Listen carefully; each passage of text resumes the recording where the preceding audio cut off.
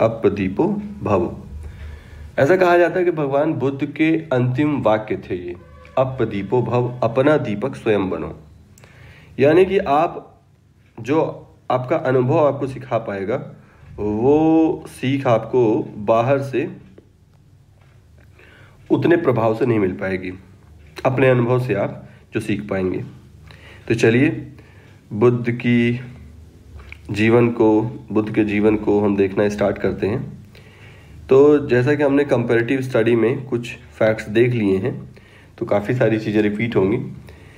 तो सिद्धार्थ यानी भगवान बुद्ध का जन्म 563 BC शाक्य क्षत्रिय फैमिली में होता है, लुम्बिनी वन में, ये कपिल वस्तु नेपाल में। फादर जो है शुद्धोधन, वो शाक्य कुल के मुखिया हैं, रॉयल फैमिली है इनकी। और मदर जो है महामाया या माया देवी, ये कौशलन जो वंश है उसकी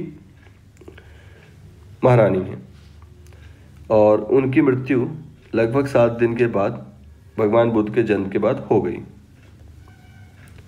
क्योंकि भगवान बुद्ध शाक्य कुल से संबंधित हैं, इसीलिए उन्हें शाक्य मुनि भी कहा जाता है।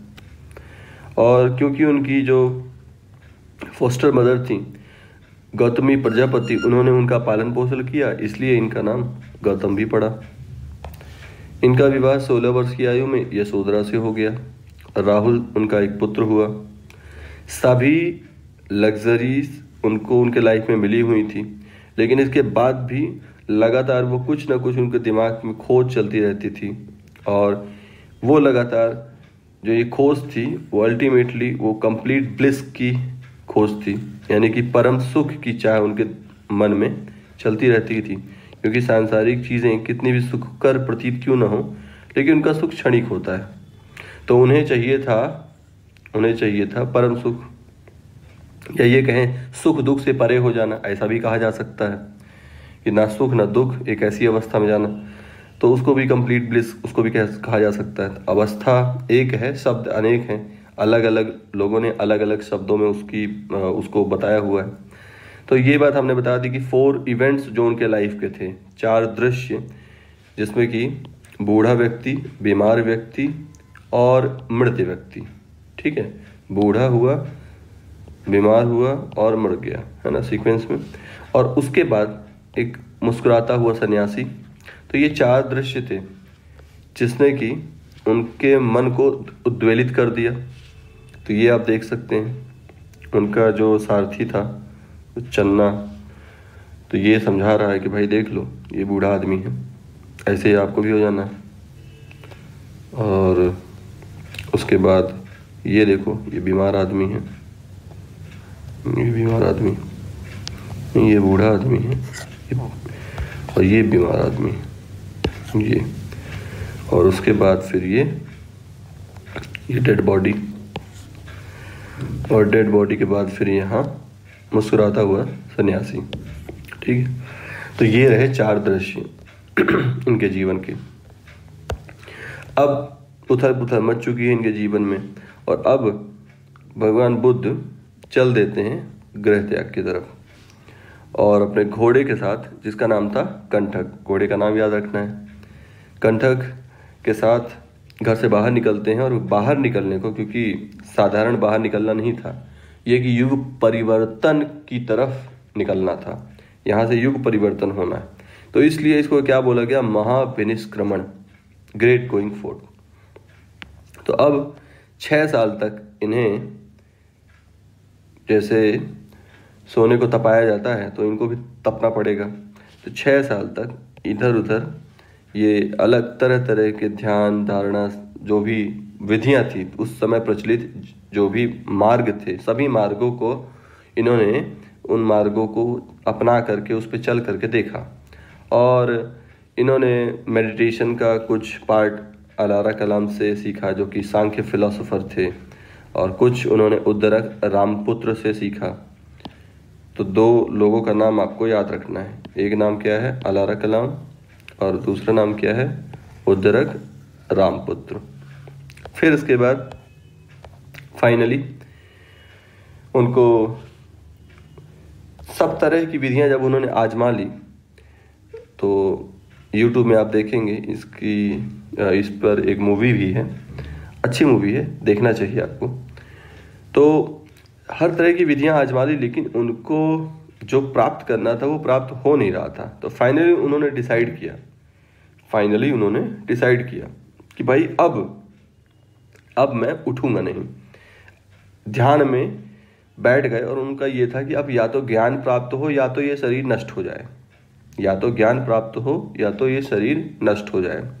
और उन्होंने इस संकल्प के साथ जब बैठे तो उनका शरीर जो है सूख करके, बिल्कुल जिसको कहते हैं ना, सूख करके हड्डी हड्डी बच गई।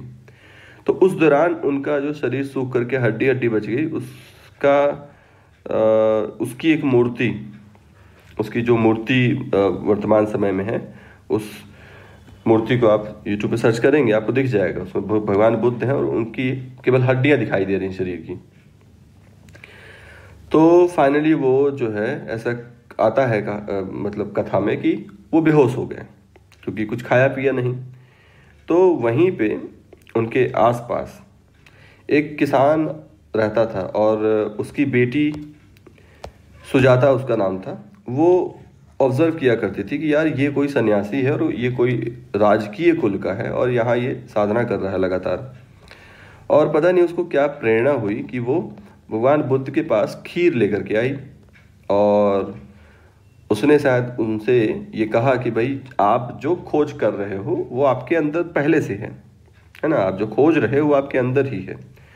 और उसके बाद कहते हैं कि भाई भगवान बुद्ध ने इसी बात पर चिंतन मनन करना शुरू किया और फाइनली और भी बहुत परीक्षाओं से गुजरे उस दौरान, और फाइनली उनको जिसको कहते हैं परम ज्ञान वो प्राप्त हो गया।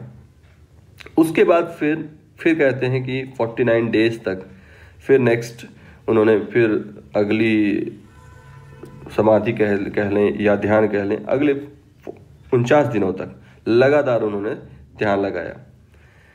तो इस तरह से 35 वर्ष की आयु में बोध गया में उरुवेला पीपल वृक्ष के नीचे निरंजना नदी के किनारे फल्गु, वहाँ उन्हें मोक्ष प्राप्त होता है। और अब देखिए मोक्ष हो गया, लिबरेशन हो गया, साल्वेशन हो गया, इन सब का जो मतलब है लगभग समान है। बहुत कम ही अंतर है विभिन्न मत संप्रदाय में। जो परम उच्च अवस्था होती है उनके लिए अलग अलग तरह के शब्दों का प्रयोग किया गया है। तो ऐसा ना समझिए कि नहीं मोक्ष तो मरने के बाद मिलता है, मृत्यु के बाद होता है। हाँ, मृत्यु के बाद भी कुछ मतांतरों में इसकी व्याख्या उसको भी मोक्ष कहा गया है और कुछ में ऐसा भी है कि भाई जीवन रहते ही जीवन मुक्त हो जाते हैं। तो मैं साल्वेशन, लिबरेशन, हाँ, इनलाइटनमेंट, मोक्ष, निर्वाणा, इन सब के लिए इनको मैं सिनोनिमस तरीके से यहाँ पे यूज़ करने वाला हूँ। तो फिर उसके बाद बुद्ध जो हैं, जब इनका गौतम को जब परम ज्ञान प्राप्त हो गया, अब वो प्रकाशमान हो गए, उनकी प्रज्ञा जो है प्रकाशमान हो गई, तो अब उन्हें क्या कहा गया? बुद्ध। अब उनका नाम क्या हुआ? बुद्ध। और उनके लिए एक और वर्ड आता है तथागत। तथागत यानी जिसको कि परम ज्ञान हो गया है। इसके बाद फिर इन्होंने इनके कुछ जहाँ ये साधना किया करते थे तो कुछ इनके फॉलोअर्स भी थे, कुछ फिर रहे और फिर बाद में चले गए, लेकिन 5 उनके पास फॉलोअर इस परम ज्ञान के बाद उनके पास रहते हैं। और उन 5 को एक मृग पार्क है सारनाथ के पास, है ना, हिरण का पार्क है, और वहाँ पे उन्होंने अपना फर्स्ट सरमन, पहला जो उनका उपदेश था वो दिया। और इस पहले उपदेश को कहा गया धर्म चक्र प्रवर्तन, यानी setting in motion the wheel of law. यानी कि अब जो धर्म का जो चक्र है अब वो चल पड़ेगा, अब उसमें परिवर्तन आ जाएगा। जो उत्तर वैदिक काल में पाखंड बढ़ गया था और जो वेदों का गलत व्याख्या करके कुछ स्वार्थी ब्राह्मणों ने उस पर मोनोपोली कर ली थी, उस ज्ञान पर एकाधिकार करने की कोशिश की थी, तो उससे धर्मचक्र जो ठहरा हुआ था वो एक तरह से कहना चाहिए चल पड़ा।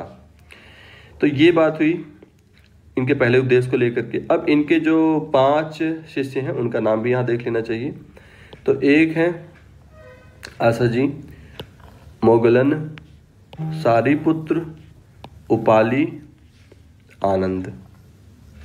फिर से एक बार, असजी, मोगलन, सारीपुत्र, उपाली, आनंद। तो आप इसको जैसे भी है ना याद करना चाहिए, इसको याद कर लीजिए।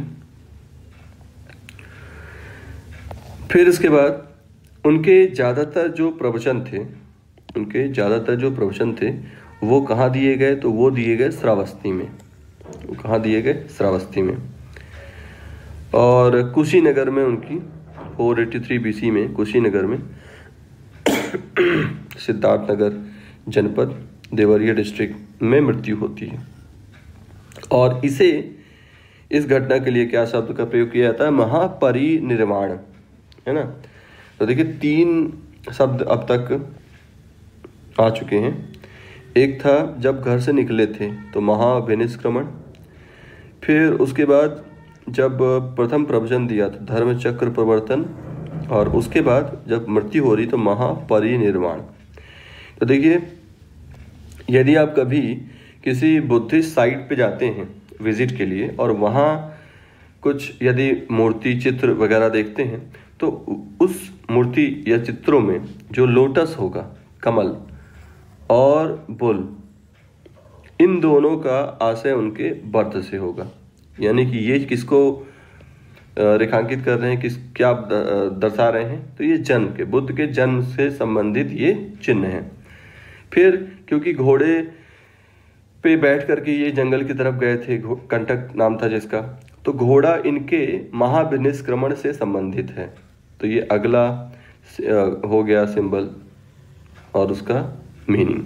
फिर इनको जो इनलाइटनमेंट मिला था, जो परम ज्ञान मिला था, वो वृक्ष के नीचे मिला था। तो इसीलिए बोधि ट्री जो है, बोधि ट्री, वो किसके लिए हो गया? वो हो गया निर्वाणा के लिए, संबोधि के लिए, जहाँ बोध हुआ था इनको, परम ज्ञान का बोध हुआ था। फिर इसके बाद व्हील है, जैसे हमारे तिरंगे झंडे के बीच में रहता है जो व्हील है यहाँ, क्योंकि इन्होंने धर्म का जो चक्र है उसको गति में ला दिया था, उसमें गति आ गई थी। तो ये किसको रिप्रेजेंट कर रहा है? धर्म चक्र प्रवर्तन को। और उनकी मृत्यु के बाद उनके जो अवशेष थे उनको अलग अलग स्थानों में, अलग अलग जो उनके अनुयायी थे उनके द्वारा वहाँ रखा गया और वहाँ स्तूप बनाए गए, गुम्बदाकार संरचनाएं बनाई गई। तो स्तूप जो है किससे संबंधित हो गया? उनके डेथ से संबंधित हो गया। तो इस तरह से उनके जीवन की घटनाओं से संबंधित कुछ चिन्ह हैं। फिर कुछ कैरेक्टर्स हैं, इनको देख लेते हैं। तो जो उनका सारथी था उसका नाम था चन्ना, और उनका कज़न भी था देवदत्त। तो आप भगवान बुद्ध की अगर मूवी देखते हैं तो उसमें आपको पता चल जाएगा देवदत्त का काफ़ी इंटरेस्टिंग रोल था इनकी लाइफ में, है ना। तो अभी तो इसमें हम ज़्यादा डिटेल में बात नहीं करते, नाम पर्याप्त है यहाँ पे। फिर इसके बाद सुजाता की बात हो ही गई है। फिर सुजाता के बाद ये भी एक फैक्ट है कि उनकी मृत्यु जो है वो चुंद नामक एक लोहार था जिसने कि शायद उनको जहर खाने में दे दिया था। स्वागत आवभगत में उनको जो खाना दिया गया उसमें कहते हैं कि जहर था, और जिससे कि उनकी मृत्यु हो गई, फूड पॉइजनिंग हो गया। तो ये हो गई बात।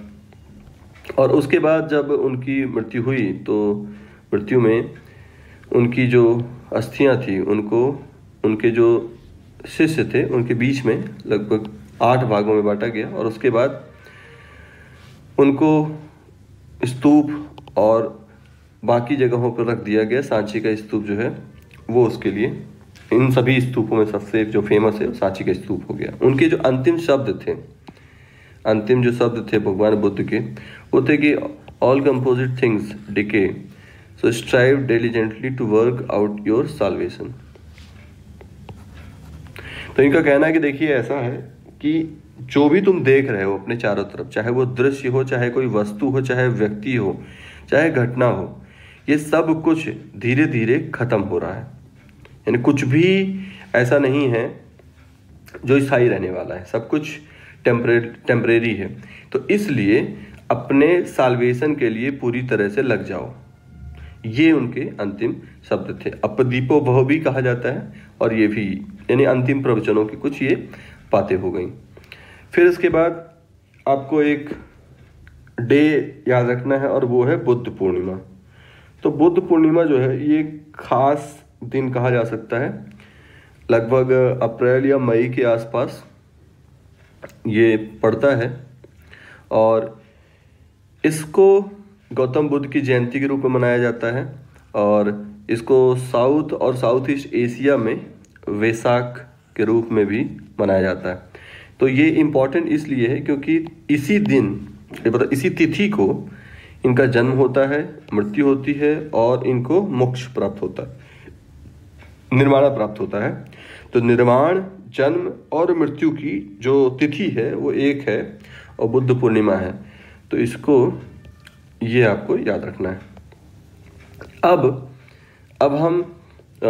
हमने काफ़ी सारे प्लेस देखे जो कि उनकी लाइफ से रिलेटेड थे, उनको हम एक सीक्वेंस में यहाँ पे अलग से यहाँ पे हमने लिखा हुआ है। तो गौतम बुद्ध की लाइफ से रिलेटेड कुछ प्लेस हैं जो कि डायरेक्टली रिलेटेड हैं, कुछ इनडायरेक्टली रिलेटेड हैं। डायरेक्टली यानी कि जहाँ वो गए थे, और इनडायरेक्टली जहाँ पे उनके कुछ अनुयायियों ने या तो वहाँ स्तूप बनवा दिया या कुछ और ऐसे पर्यटक केंद्र बनवा दिए। तो हम पहले उन स्थानों की बात कर लेते हैं जहाँ गौतम बुद्ध प्रत्यक्ष रूप से गए थे।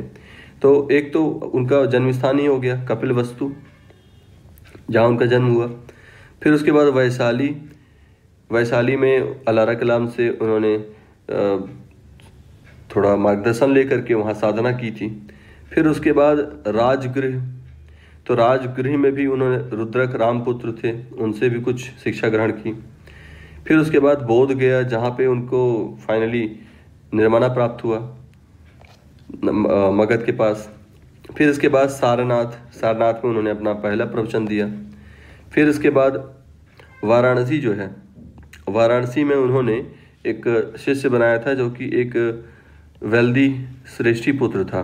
श्रेष्ठी कौन लोग होते थे? शिल्पकार होते थे। शिल्पकार का जो मुखिया होता था उसको श्रेष्ठी कहते थे। तो उसी का जो पुत्र था जिसका नाम यश था, उसके पुत्र का नाम क्या था? यश। तो यश को अपना शिष्य बनाया था। और उस समय पर वाराणसी जो है काशी महाजनपद की राजधानी हुआ करती थी। फिर अगला जो स्थान है वो है राजगृह। तो राजगृह में उन्होंने, बुद्ध जब बोधि प्राप्त उनको हो गई और उसके बाद फिर उनके शिष्य बन गए और काफ़ी बड़ा संघ बन गया, तो उस दौरान फिर वो एक स्थान से दूसरे स्थान भ्रमण किया करते थे, लोगों को उपदेश किया करते थे। तो उस दौरान जब वर्षा का सीजन आता था, रेनी सीजन आता था, तब बस वो नहीं मूवमेंट करते थे, तब वो कहीं ठहर जाते थे। तो जो दूसरा, तीसरा और चौथा जो रेनी सीजन था वो उन्होंने कहाँ बिताया था? राजगृह में बिताया था, जो कि क्या थी? मगध की राजधानी। और बिंबिसार ने जो कि उनके पास फ्रिक्वेंट विजिट किया करता था और उसको आस्था थी भगवान बुद्ध पर, तो उसने वैलुवन विहार बनवाया था इनके रहने के लिए। फिर इसके बाद अगला जो महत्वपूर्ण स्थान है वो है वैशाली। वैशाली में इन्होंने अपना 5वां जो वर्षा वाला सीजन है वो बिताया था। और ये लिच्छवी उस समय पे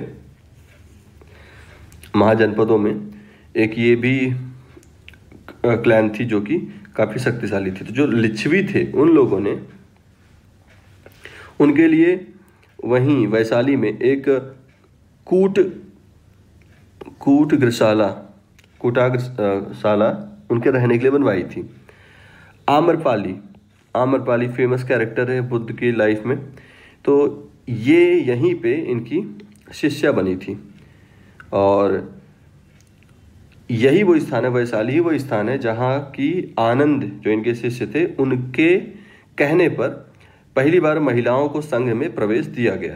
पहले प्रजापति गौतमी ने रिक्वेस्ट किया था कि महिलाओं को भी इसमें प्रवेश दिया जाए, तो भगवान बुद्ध पहले इस बात को उन्होंने स्वीकार नहीं किया, लेकिन बाद में जब उनके शिष्य आनंद ने बहुत इंसिस्ट किया तो फिर वो मान गए थे और महिलाओं को उसमें अनुमति दी गई थी। तो ये वैशाली इस तरह से ये इम्पोर्टेंट हो गया।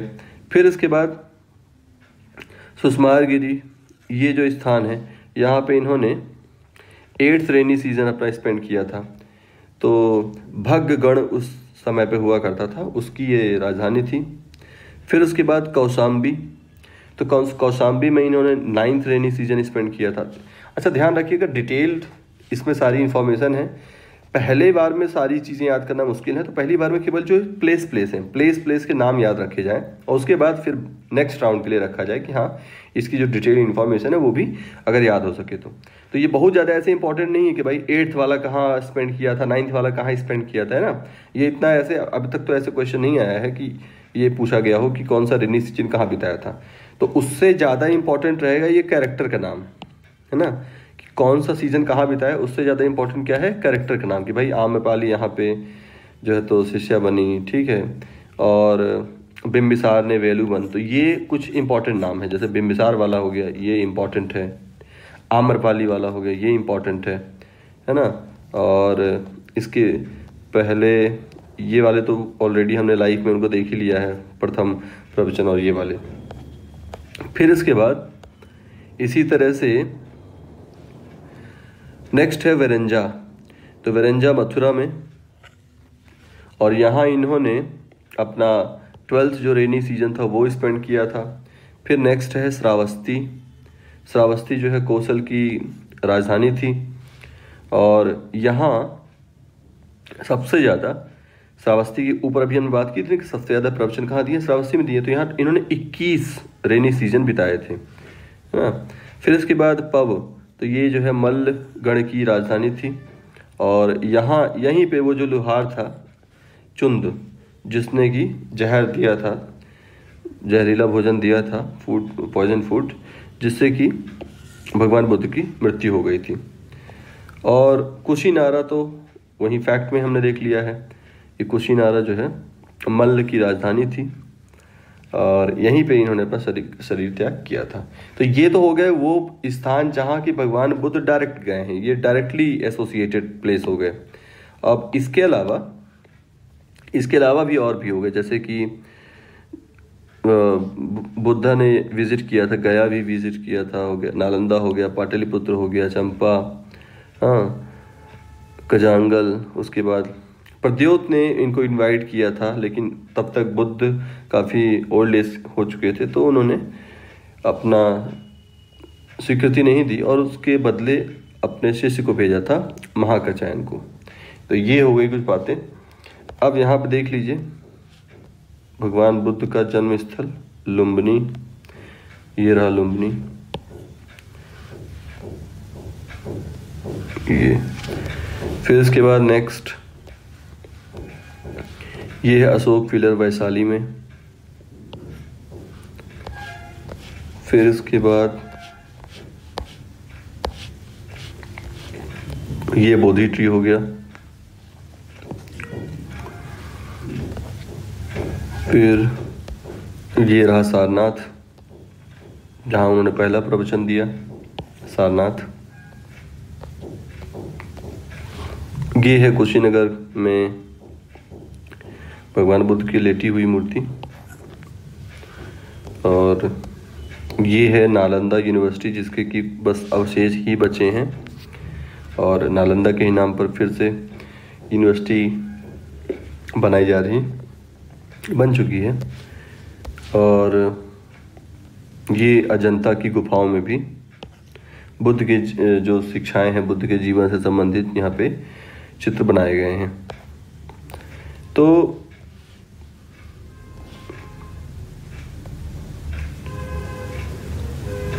ये थी बुद्ध के जीवन से संबंधित बातें। अब हम बात करते हैं बुद्ध के जीवन की शिक्षाएं क्या हैं।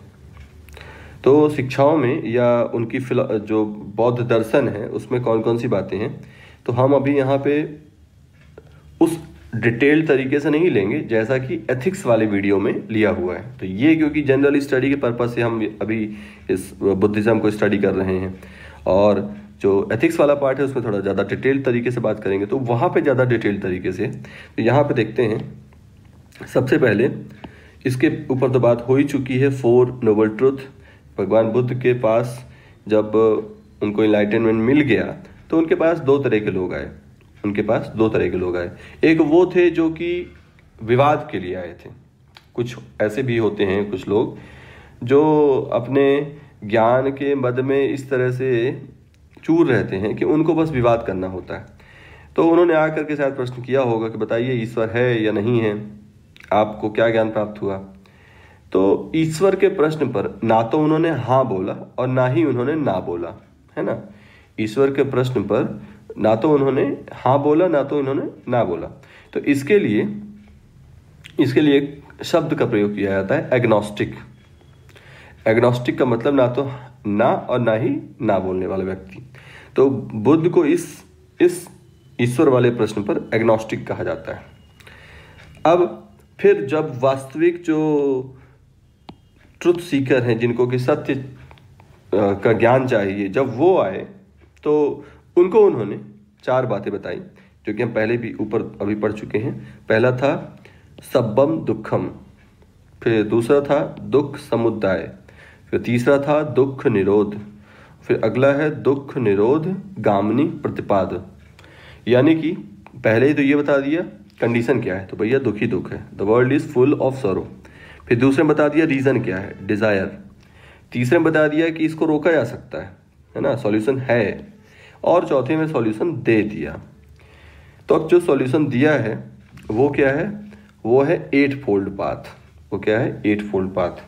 तो ये जो 8 फोल्ड पाथ है, इनको के जीवन पे अपनाने पर साल्वेशन की तरफ बढ़ा जा सकता है। तो उन 8 फोल्ड पाथ को भी 3 पार्ट में डिवाइड किया है। 8 जो इन्होंने मार्ग बताए हैं अष्टांगिक मार्ग, अष्टांगिक मार्ग को भी फिर 3 भागों में बांटा गया है। तो जो 3 भाग में बांटा गया है उस हिसाब से यहाँ पे मैंने तीनों को अलग अलग कलर से दिखाया हुआ है। तो चलिए तीनों को एक एक करके तीनों पे बात करते हैं। तो 3 पार्ट कौन से हैं, तो एक है सील। सील का मतलब होता है राइट कंडक्ट, यानी कि सदाचार। उसके बाद समाधि, यानी कि राइट कंसंट्रेशन। और उसके बाद है प्रज्ञा। प्रज्ञा का मतलब है राइट नॉलेज। तो 8 जो मार्ग हैं, 8 मार्गों को भी 3 पार्ट में डिवाइड कर दिया, शील, समाधि, प्रज्ञा। तो इसमें सबसे पहले जो सील है, इसको मोरालिटीज कहा जा सकता है, सदाचार है ये। इसका क्या, इसमें कौन से 3 बातें हैं उसको देख लेते हैं। तो सबसे पहले है राइट स्पीच, सम्यक वाक। सम्यक वाक का मतलब है कि आपकी वाणी में, आपकी वाणी कब सम्यक कही जाएगी, जब आप झूठ ना बोलें, आप कड़वा ना बोलें, आप किसी की चुगली ना करें, आप कुछ भी निरर्थक बातचीत ना करें।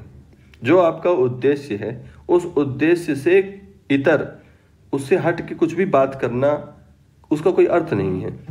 क्योंकि यदि आप बात करेंगे तो विचार बनेंगे, और यदि विचार बनेंगे तो फिर कार्य में परिणित होंगे। तो इसलिए ये जो अनुशासन रखा गया है, इससे राइट स्पीच होगा, सम्यक वाक होगा। फिर इसके बाद सम्यक कर्म। तो इसका मतलब है कि किसी भी जीवित प्राणी की हत्या न करना, किसी की भी वस्तु चोरी नहीं करना, कुछ भी व्यभिचार नहीं करना, कुछ भी जो इंटॉक्सिकेंट्स होते हैं उसको ग्रहण न करना, मादक द्रव्य बिल्कुल ग्रहण नहीं करना, और ब्रह्मचर्य बना करके रखना। तो ये तो हो गए राइट एक्शन।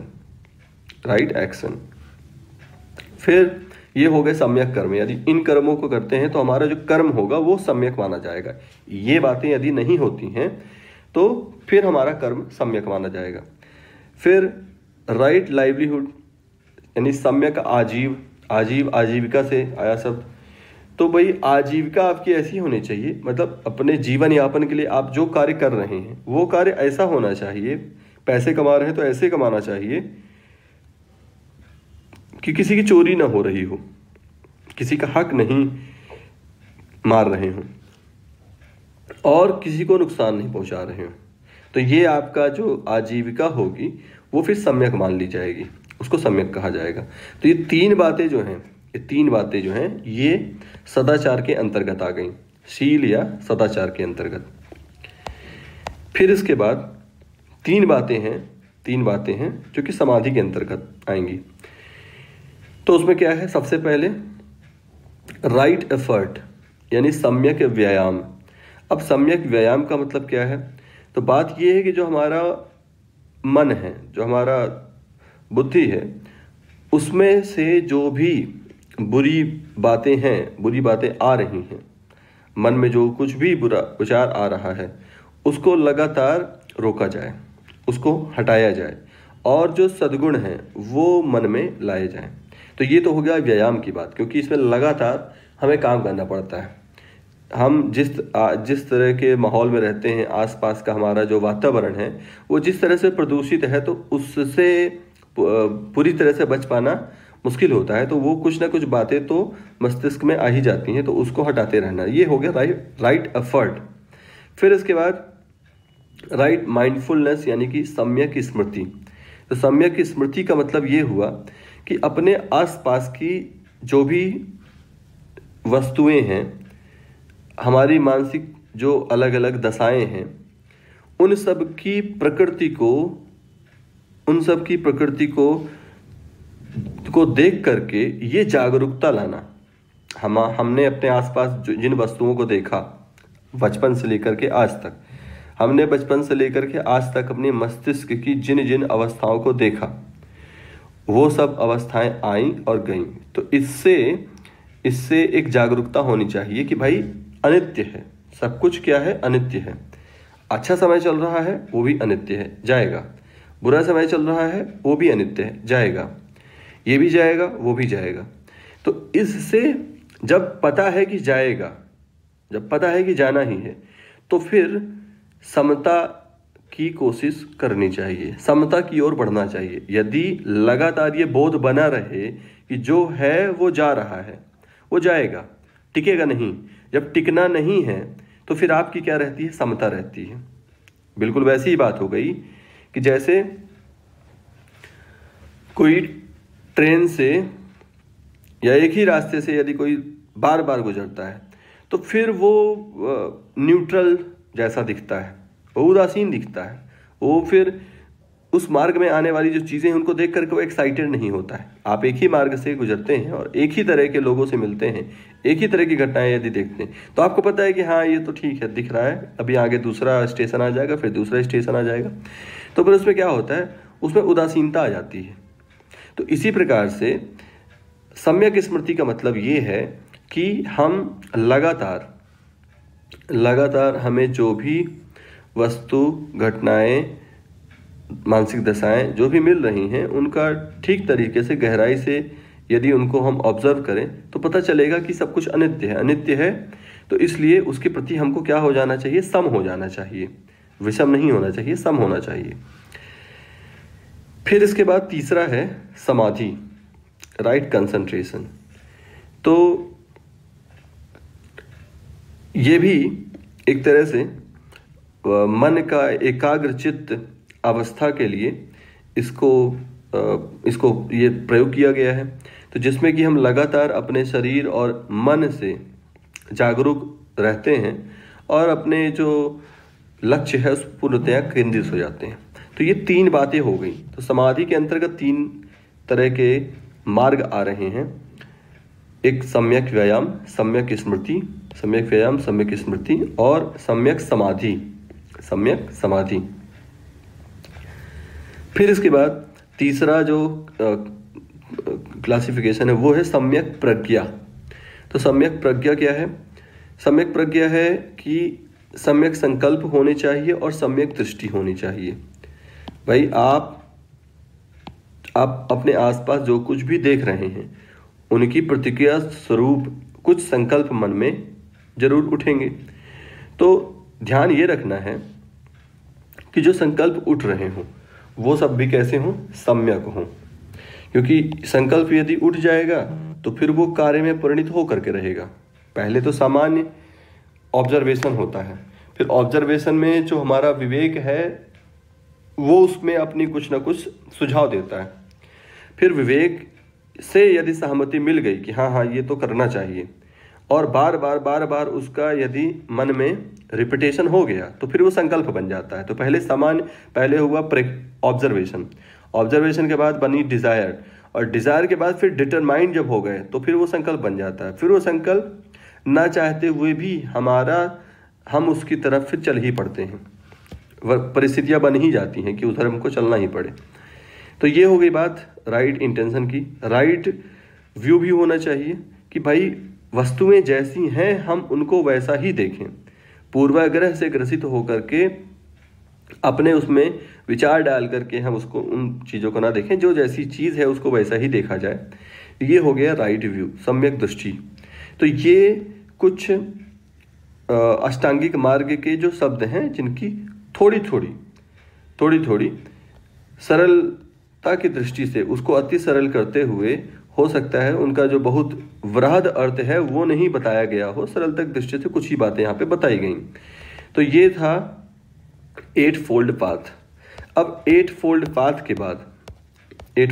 के बाद 3 वाउज हैं जेवल्स ऑफ बुद्धिज्म, और वो क्या है आपने ऐसे सुना होगा, बुद्धम शरणम गच्छामि, धम्मम शरणम गच्छामि, संघम शरणम गच्छामि। यानी ऐसे कह सकते हैं कि जो बुद्ध को अपनाता है, बौद्ध धर्म को अपनाता है, उसको 3 बातें समझ लेनी चाहिए। एक, बुद्ध को समझ लेना चाहिए, उस पर श्रद्धा हो, उनके धम्म पर यानी कि जो उनके धर्म है, यानी उनकी जो टीचिंग्स हैं, जो उनका सिद्धांत है, उस पर श्रद्धा हो, और तीसरा उनका जो संघ है, उनका जो समुदाय बना है, उस समुदाय में जो मॉन्क्स लोग हैं उन पे श्रद्धा हो। तो 3 बातें होनी चाहिए, बुद्ध पे श्रद्धा, उनकी शिक्षा पर श्रद्धा और उनके समुदाय पर श्रद्धा, यानी कि बुद्ध, धम्म और संघ। फिर उसके बाद पंचशील हैं। पंचशील हमने ऊपर देखा कि शील का मतलब होता है सदाचार।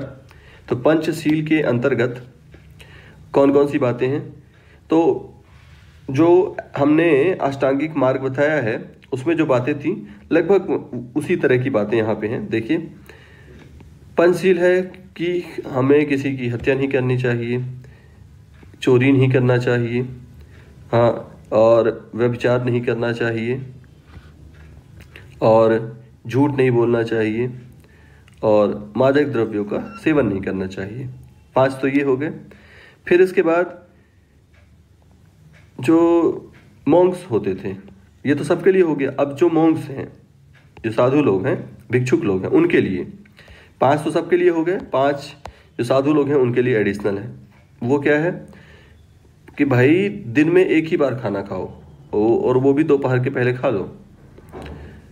उसके बाद डांस और म्यूजिक, इन सब को नहीं देखना है, इन सब से दूर रहना है, ठीक है। खाना एक बार खाओ, डांस म्यूजिक से दूर रहो, और सेल्फ एडॉर्मेंट को अवॉइड करना है, मैंने अपने साज सज्जा पे बिल्कुल ध्यान नहीं देना है।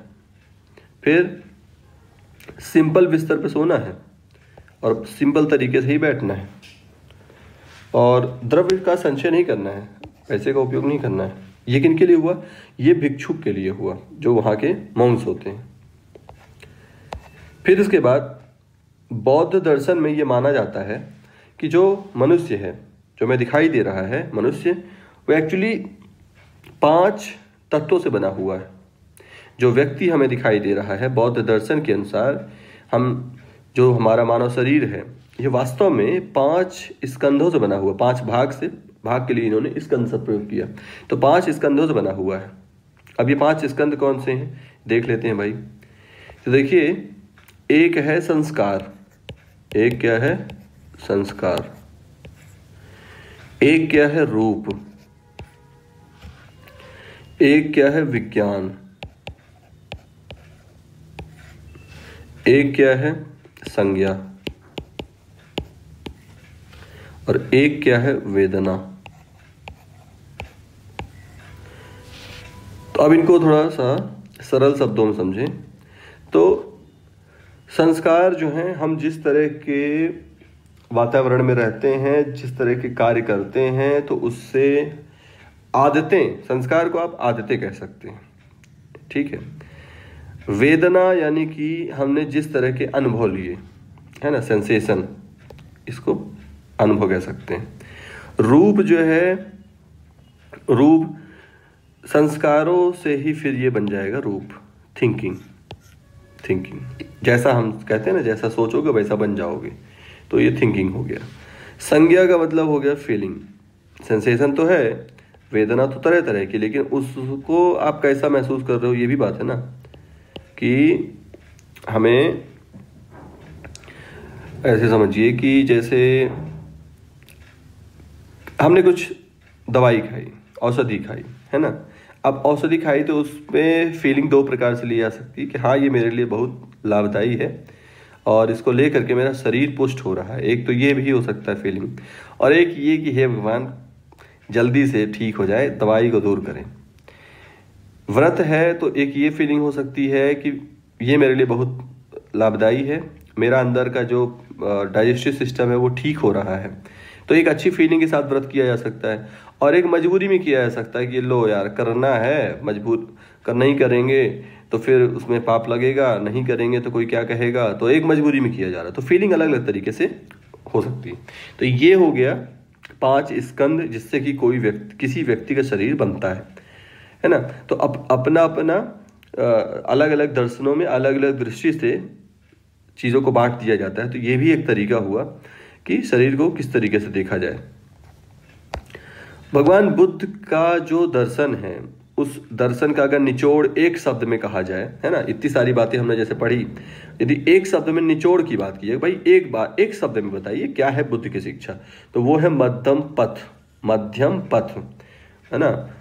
पाली में मध्यम कह देते हैं, हिंदी में मध्यम कह देते हैं। तो मिडल पाथ जो है ये कोर टीचिंग है, यानी कि जो बुद्धिस्ट फिलॉसफी है उसको कोर टीचिंग है मिडिल पाथ, यानी ये एक्सट्रीम से बचने के लिए कहते हैं कि आपको ना तो बहुत विलासितापूर्ण जीवन जीना है और ना ही आपको बिल्कुल इतना तप करना है कि शरीर को ही बिल्कुल छीण कर डालो, बल्कि दोनों के बीच वाला मार्ग। तो हमेशा ये मध्यम पथ की बात करते हैं। फिर वर्ण व्यवस्था को इन्होंने नकारा, कास्ट जो रिस्ट्रिक्शंस थी उसका इन्होंने निंदा की, और इन्होंने कहा कि भाई जो अल्टीमेट गोल है जीवन का जो परम लक्ष्य है वो है निर्वाण प्राप्त करना। ये परम लक्ष्य है ना, कई लक्ष्य होते हैं ना, परम लक्ष्य हो गया, फिर उसके बाद थोड़ा उससे और पीछे वाला लक्ष्य हो गया, फिर और छोटा लक्ष्य हो गया, भाई सुबह उठे क्या खाना है, बहुत छोटा लक्ष्य हो गया, आज दिन भर में क्या करना है थोड़ा उससे बड़ा, फिर वीकली हो गया, फिर उसके बाद मंथली हो गया, फिर ईयरली हो गया। ऐसे जैसे अब यूपीएससी की प्रिपरेशन हो गई तो भाई कम से कम पंचवर्षीय तो है, 6 अटेम्प्ट दिए जाते हैं यूपीएससी की तरफ से ही, तो ये इस तरह से लक्ष्य होते हैं। तो ये जीवन का ही लक्ष्य जो है वो भगवान बुद्ध का मानना है कि निर्माण प्राप्त करने का होना चाहिए। और इसी से फिर जो बर्थ का डेथ का जो साइकिल है उससे मुक्त हो सकते हैं, यानी कि इस फिलॉसफी में पुनर्जन्म को माना जा रहा है, ईश्वर को नहीं माना जा रहा है ना। उसके बारे में तो कुछ कहा ही नहीं गया, आत्मा के लिए भी कुछ नहीं कहा गया, लेकिन हाँ पुनर्जन्म के लिए कहा जा रहा है। अब एक इनका दर्शन है, बौद्ध दर्शन है प्रतीत्य समुत्पाद, जिसको हेतुवाद भी कहीं कहीं कह देते हैं, या क्षणभंगवाद भी इसी से निकलता है। 3 शब्द मैंने बोले, मैंने क्या क्या बोला, एक तो मैंने बोला प्रतीत्य समुत्पाद, फिर मैंने बोला हेतुवाद, और फिर मैंने बोला क्षणभंग, क्षणिक वाली जो चीज होती है क्षणभंग। अब यहां पर हाँ जीएस की दृष्टि से इसका केवल मैं नाम ही लूंगा यहाँ पे अभी कि हेतुवाद, प्रतीत्य समुत्पाद और क्षणभंग का इन्होंने दर्शन दिया था। अब ये क्या है, इसको आप जो सेपरेट वीडियो बना हुआ है वो अलग से 30-40 मिनट का है, जिसपे केवल हमने प्रतीत्य समुत्पाद क्या है उस पर बात की है, तो आप वहाँ उसको देखिए, है ना। इसको अभी फिर भी अगर बहुत सरल दृष्टि से कहा जाए कि क्या है ये, तो ये कुछ नहीं, जो जीवन की समस्याएं हैं तो उसका इन्होंने एक तरह से क्रम दे दिया है कि ये समस्या क्यों है, क्योंकि ये थी समस्या, ये समस्या क्यों है, क्योंकि ये समस्या थी, इसका परिणाम ये था, इसका परिणाम ये था, इसका परिणाम ये था। तो अल्टीमेटली सबसे लास्ट में जब पहुंचते हैं तो पता चलता है कि अज्ञान सबसे कोर में है, मतलब जीवन की सारी समस्याओं का जो जड़ इन्होंने बताया वो किसको बताया? अज्ञान को बताया। और अज्ञान को नष्ट करने के लिए तो पूरा दर्शन दे ही रहे कि ऐसा ऐसा करिए आप। तो उसी जो कड़ी बताई है इन्होंने कि यार ये इसकी वजह से हुआ, ये इसकी वजह से हुआ, ये इसकी वजह से हुआ, ये इसकी वजह से हुआ, ऐसा करते करते इन्होंने अल्टीमेटली अज्ञान को कारण बताया है, सारी समस्याओं का जड़ बताया है। ठीक है, तो वो आप उसमें समझ जाएंगे जब इसका सेपरेट वीडियो देखेंगे। अगला कि स्टार्टिंग में तो इन्होंने गौतमी प्रजापति के कहने पे भी महिलाओं को अनुमति नहीं दी थी, लेकिन बाद में फिर जब इनका शिष्य जो आनंद था उनके कहने पे अनुमति दे दी। और जो इनकी फोस्टर मदर थी गौतमी, वही पहली महिला बनी जो कि संघ में शामिल हुई। इनके जो फॉलोअर्स थे उनको दो कैटेगरी में डिवाइड किया गया है, उपासक और भिक्षुक, है ना। उपासक वो जो कि गृहस्थ आश्रम में है ना, घर परिवार के साथ हैं लेकिन बुद्ध की शिक्षाओं पर चलते हैं। और भिक्षुक वो जो कि बुद्ध के संग में ही शामिल हो गए हैं, एक तरह से सन्यासी कह सकते हैं। तो एक सन्यासी हो गए और एक ये गृहस्थ हो गए। गृहस्थ लोगों को उपासक कहा गया, सन्यासियों को भिक्षुक कहा गया। और ये वाला तो हमने बोल ही दिया शब्द, है ना, एग्नोस्टिक, यानी कि कुछ बोला नहीं गया है, हाँ या ना, ईश्वर के अस्तित्व पर ना तो हाँ बोला गया ना ही ना बोला गया। Non committal existence of God. तो इसके इसीलिए कहते हैं कि ईश्वर की मान्यता यहाँ पे नहीं दी गई। और ये वाली बात तो है ही कि भाई उन्होंने वर्ण जाति से परे हट करके सबको बराबर के अधिकार की बात की। तो ये था हमारा लेक्चर बुद्ध की शिक्षाओं और उनके जीवन पर। अब हम नेक्स्ट लेक्चर में बात करेंगे बौद्ध साहित्य पर।